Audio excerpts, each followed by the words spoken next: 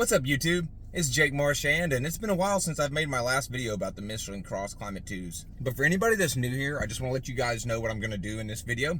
I'm going to give you guys a review, basically an opinion on the Michelin CC2s. But guys, the way I'm going to do this is like you're asking a friend for their opinion on the tires, if you should buy them or not. I've had these tires for like several years now, and I've run them 81,564 miles. They are triple peak snow rated tires that are all season tires, which is probably the reason you're looking these suckers up. What does that even mean? What Michelin was trying to do is create a tire that can pretty much handle all of the elements year round. Now, for me, I'm in the Southeast, and I drive a lot. Now, I drive all over the country. I was in Banff driving through a blizzard about 2-3 months ago. I'm always driving, guys. I'm a huge driver. But most of the time I spend's gonna be in the heat. So where these tires shine, and if you've watched any of my videos, you'll know this, is with the traction. And that's where I wanna start off. So after 80,000 miles, when I first got these tires, I thought they were God sent. I couldn't believe it. I've never had any tires like this before. They have this full depth tread pattern that almost looks like tractor tires, so you can spot them across the parking lot. It's like, why does that SUV have tractor tires? 80,000 miles later, that hasn't changed. But for the longest time, probably for the first 50,000 miles, I never slipped once. I didn't slip when I floored it. I didn't slip when I turned right at a stop sign and floored it to get out of somebody's way or jump into traffic. I didn't slip in the rain. I couldn't make it slip. I literally couldn't make it slip. And now, after 80,000 miles, I'm not going to lie, it starts to slip a little bit if you will press it. And by slip, I mean, you know, maybe a tire slides a little bit and your ABS system takes over or something of that nature. You know, I don't mean like sliding out. I just mean just general slippage.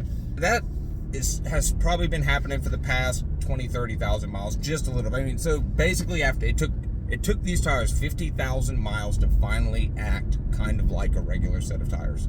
They're insane when you're driving.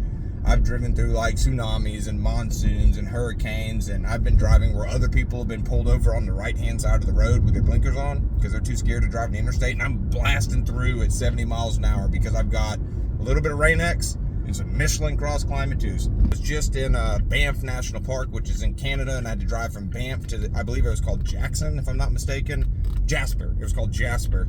And we got snowed out, and I basically was on the side of a mountain in like 3 foot of snow, and I was worried the car was going to slide down just horizontally down the damn mountain. It was so snowy. And no problems, guys. Fantastic. So they're still working great.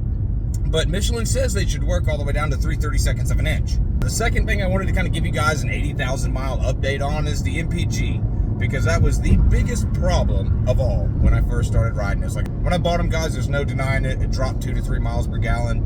Nothing's changed. You know, I ran a bunch of statistics. I've done a couple videos. I'll link them up in the top or something like that. But I've done a bunch of videos in the past where I was talking about my MPG and stuff. And honestly, guys, it's just, you know, I was hoping it was fake, but it's not. If you buy these tires, you're gonna lose a couple miles per gallon. It's been consistent pretty much across the entire life of these tires.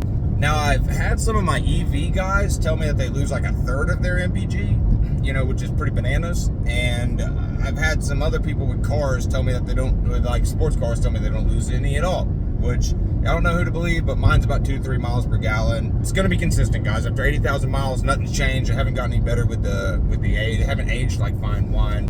The big one, durability.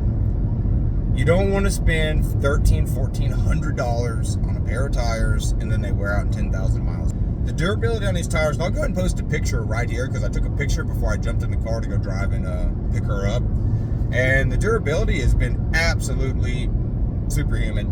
I'll let you guys look at the picture below. They don't look like they did the day they were. I'm sure they wore off a couple mils, but as you can see in the picture, it's extremely aggressive.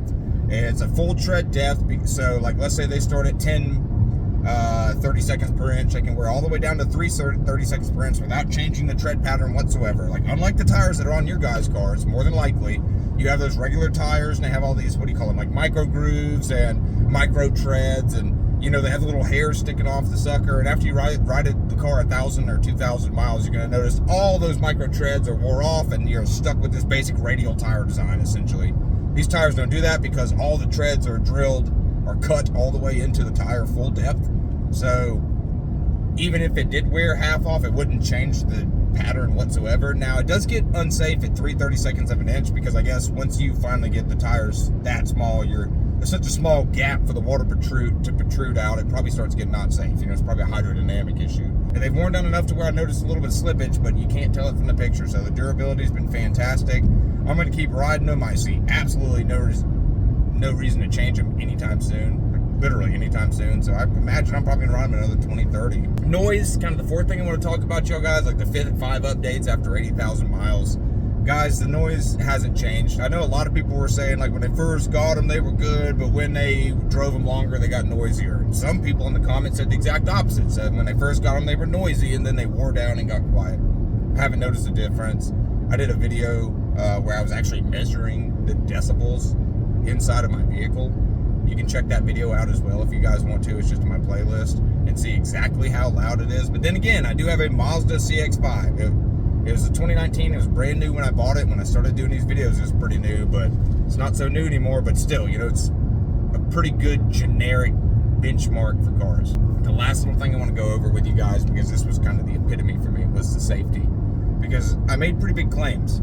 I told everybody on YouTube, I said, if money's not an issue and you have a daughter or a son or a wife or a loved one that you care about, you want them to be the absolute safest they can possibly be when driving in that vehicle, you better get you some Michelin Cross Climate 2s.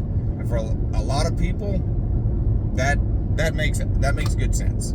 Safety is huge with these things because the amount of control you have, the grip you have. When you hit water, when you hit sheets of water on the interstate, when you're going 70 like a puddle, you don't hydroplane. When you're driving up in Banff National Park and there's F-150 Lariats with their blinkers on the side of the road because they're too scared to go forward, and you're driving, making U-turns in the road, turning around on a 30-degree slope, you know.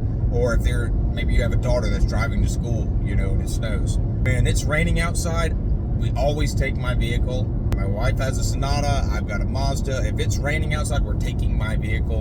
I'm not saying the Sonata's not safe with its Goodyears on it, but these tires haven't changed one bit in the safety profile. I've driven 80,000 miles. I don't know how many accidents I might have had I had regular tires, but it's just a non-issue. When you have these Michelin Cross Climate 2s, your vehicle sticks to the ground. That simple.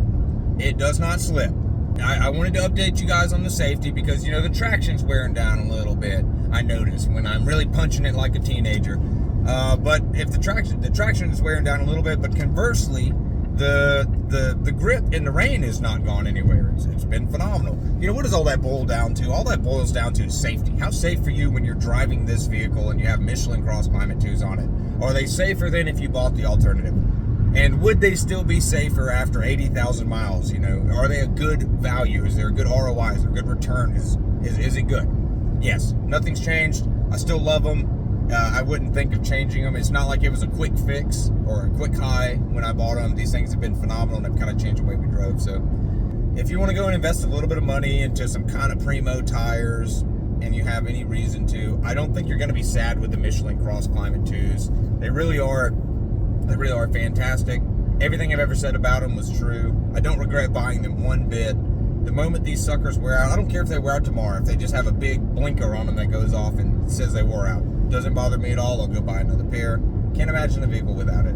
I don't get sponsored by Michelin. I don't know why my YouTube's not even monetized. So this is just my honest opinion. I hope that helps you guys. Let me know if you have any questions. Man, and if you enjoyed this and you made it this far, please, you know, like the video, subscribe, share it with anybody you may need to. And if you have any questions, drop them in the comments. Like, I religiously answer every single comment, so I'm sure there's something that I missed here. Talk to you guys shortly.